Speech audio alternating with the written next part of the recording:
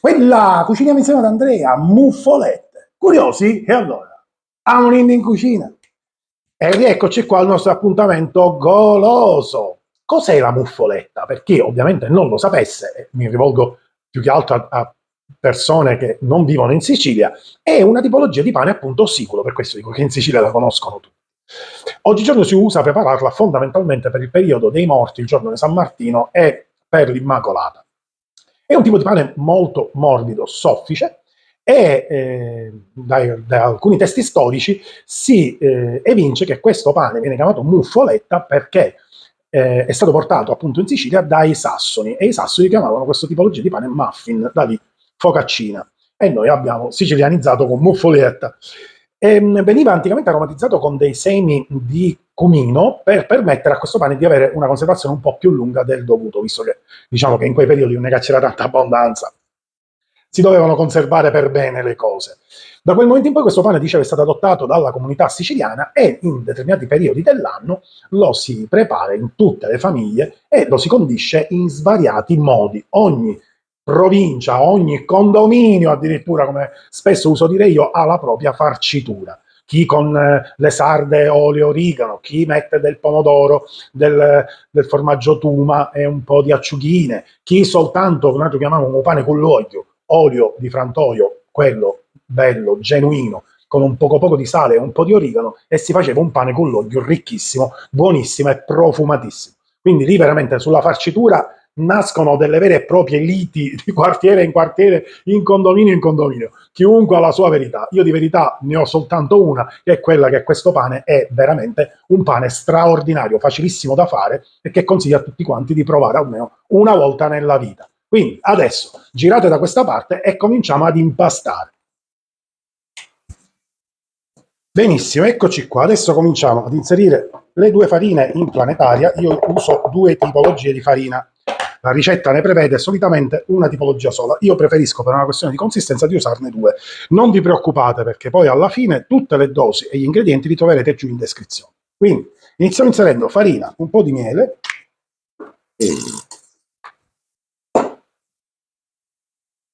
parte dell'acqua dove ho sciolto il lievito, mettiamo giù e cominciamo ad impastare. E andiamo aggiungendo acqua piano piano.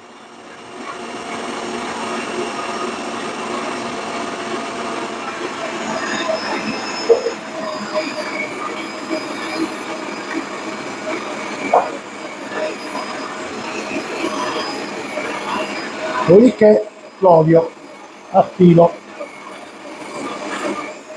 e in ultimo il sale. Facciamo adesso incordare per bene. Ok, tiriamo su, ecco qua, il nostro impasto. Bilancia.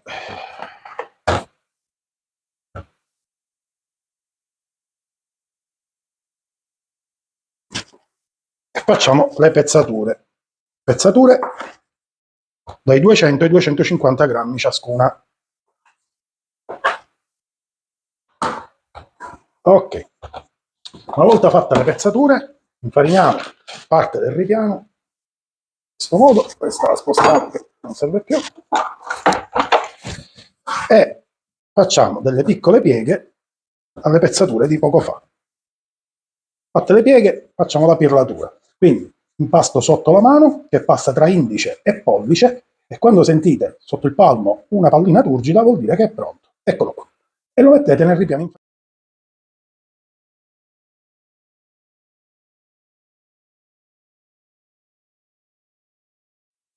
Ok, fatta tutta quanta la pirlatura, un canovaccio sopra e facciamo lievitare la prima volta. Eccoci qua. Nel frattempo che le nostre future muffolette stanno lievitando, vi do qualche piccola nozione. Molti di voi mi hanno chiesto, per esempio quando ho pubblicato lo shorts di queste muffolette, ma alla prima lievitazione quanto tempo devono stare? Ora, non c'è una tempistica ben precisa, deve sicuramente iniziare la fase di lievitazione. Questo consentirà fondamentalmente alla muffoletta, all'impasto, perché ancora è un impasto, di cominciare a rilassarsi. Rilassarsi ci consentirà poi di poterla modellare con molta, ma molta più semplicità rispetto a un impasto appena uscito dalla planetaria.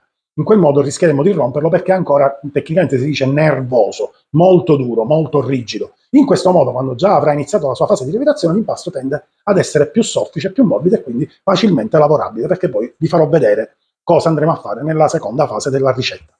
Quindi, quello che io vi dico è mettetelo a lievitare una mezz'oretta, 40 minuti, dipende poi sempre dal caldo o freddo che c'è fuori, quindi dalla temperatura esterna. Ed eccoci qua, sono trascorsi una quarantina di minuti e andiamo a prendere le nostre belle pagnottine. Guardate qua, sono lievitate, ma non completamente. Adesso quello che dobbiamo fare è semplicemente metterle sul banco di lavoro, fare una piccola pressione e cercare di allargare l'impasto. Non schiacciate moltissimo, vi aiutate anche un po' con le dita, dovete soltanto allargarlo ma non appiattirlo.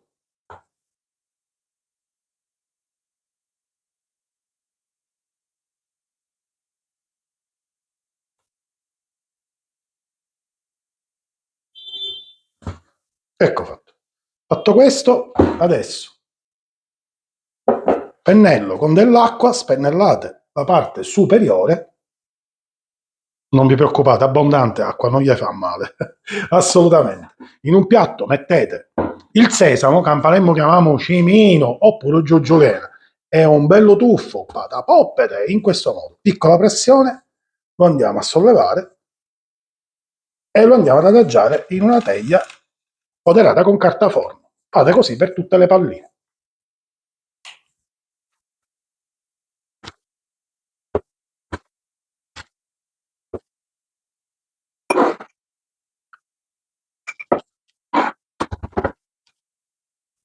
Ok, messe in teglia, adesso le copriamo e facciamo lievitare stavolta fino al raddoppio, quindi almeno un'oretta. Poi siamo sempre là, dipende dalla temperatura che abbiamo nel nostro ambiente. Perfetto, ben lievitate. Il forno lo portiamo a 200-210 gradi, non oltre, statico, e mettiamo all'interno un tegamino o una ciotolina, ovviamente che adatta per poter stare in forno ad alte temperature, piena colma di acqua bollente, quindi la portate sul fuoco, la fate bollire e la inserite nel forno. Dopodiché inserirete subito dopo in sequenza le nostre muffolette, 200-210 gradi, un quarto d'ora barra 20 minuti, e vedrete che cosa uscirà fuori, una muffoletta al bacio. E voilà. Ecco qua, devo la piega della carta. Ammazza che caldo. Vedete? Eccoli qua. E adesso che sono ben cotti, li girate e li fate raffreddare a testa in giù. E poi saranno pronti per essere farciti e mangiati. Da notare la morbidezza. Guardate quanto è soffice. Ed ecco qua, tutto pronto, il nostro pane si è pure già raffreddato, è appena tiepido, vi facevo vedere poco fa da vicino la morbidezza di queste muffolette. Passiamo adesso alla fase più bella e intrigante, la farcitura. E allora, apriamo la muffoletta a metà, e poi, subito, un bel giro d'olio di quello buono, generoso, in tutte e due le metà, origano siciliano,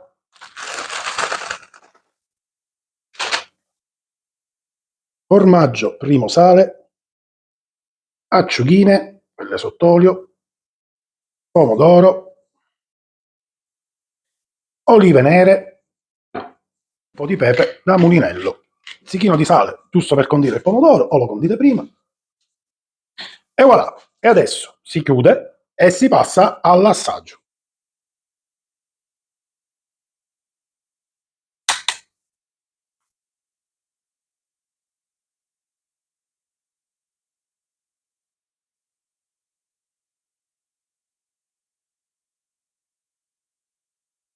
E davanti!